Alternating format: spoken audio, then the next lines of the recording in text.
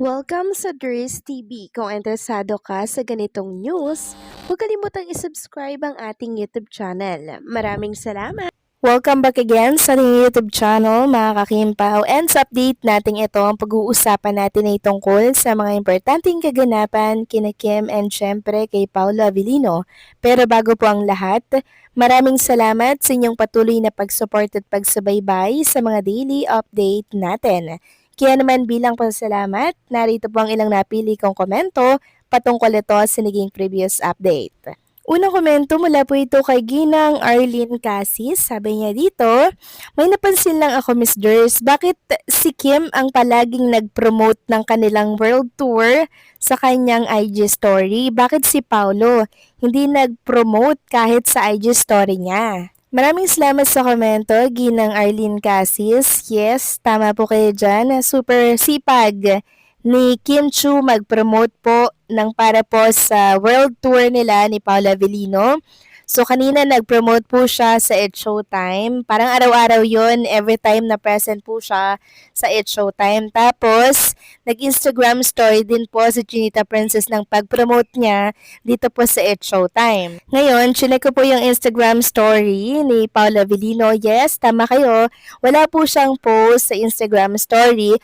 Pero, nakatag naman po siya sa post ng Dreamscape PH at Kapamilya TFC na kung saan makikita nga doon na magkasama si Kim and Paolo Avellino na nagpo-promote sila para po sa kanyang or kanilang world tour.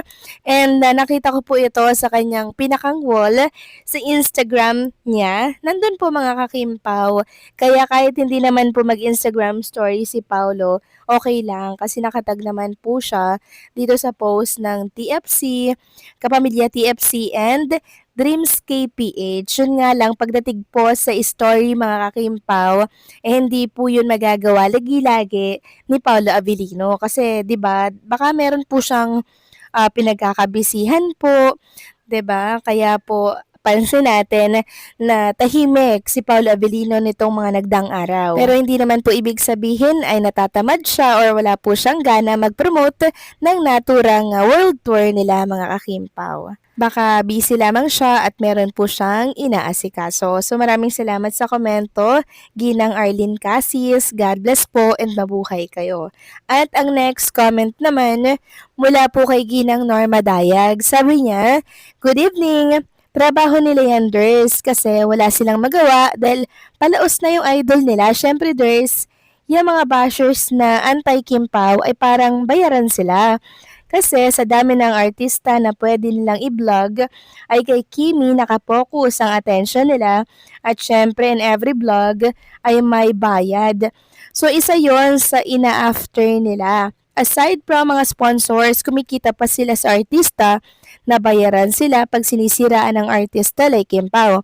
But you can never put down an artist who is generous, down-hearted character, mayabang na braggart, and most of all, only God-fearing person. I know Kim is devotee of Saint Pio and Niño Jesus of the divine world, kaya she is blessed and graces are coming to them. God bless you both, KP, and all your legit fans, bloggers, friends, family, senior, and Aki. Maraming salamat sa komento, Ginang Norma Dayag. Yes, tama po kayo sa inyong mga binitawan po na salita, no?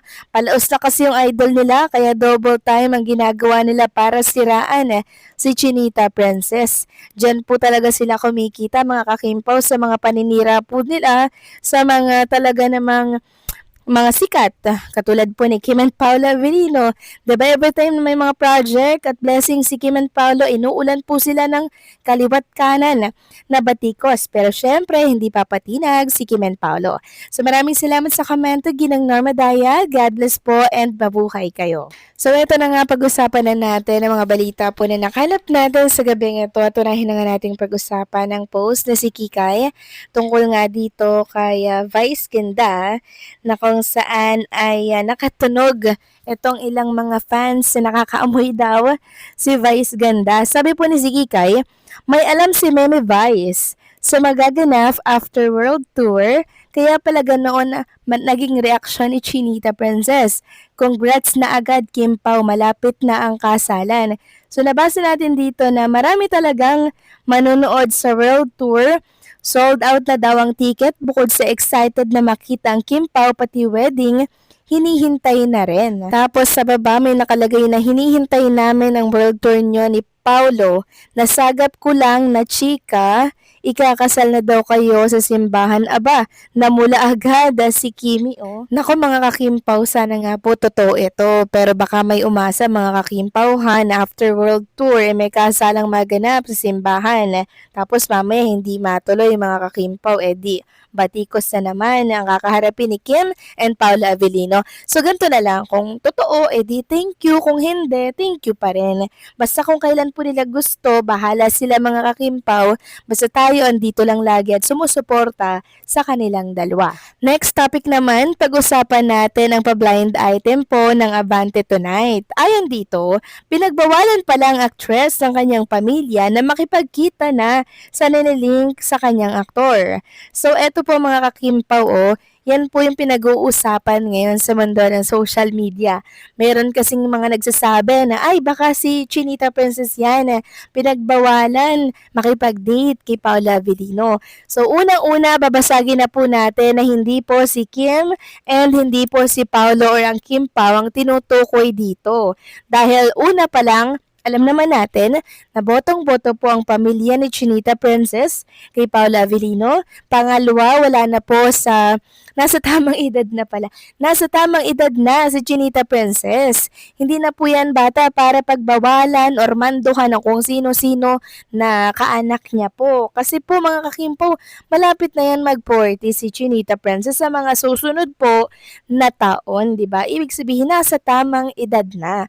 Pwede na po siyang magdesisyon ng sa kanya, mga kakimpaw. At pangatlo, may sarili yang income. Kahit anong desisyon niya sa buhay, mag-asawa man siya agad-agad, wala silang pakialam doon. Basta kung saan masaya si Chinita Princess, go yan mga kakimpaw. Kaya, lilinawin ko lang, hindi po si Chinita Princess ang actress na tinutukoy na pinagbawala ng pamilya na makipag-date sa isang aktor or kay Paolo.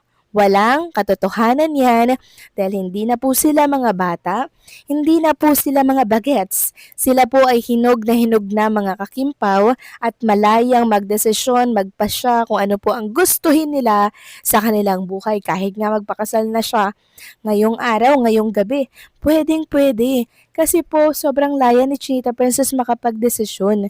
Nasa tamang edad na po sila ni Paula Avellino. Kaya sa mga nag-i-issue dyan at patuloy na nililink at dinadawit ang pangalan ng Kim Pao, hindi po sila yan. Okay? Sana po tapusin muna ninyo ito bago po kayo mag-comment kasi mamaya sabihin nyo, nega na naman ang aking post. Okay?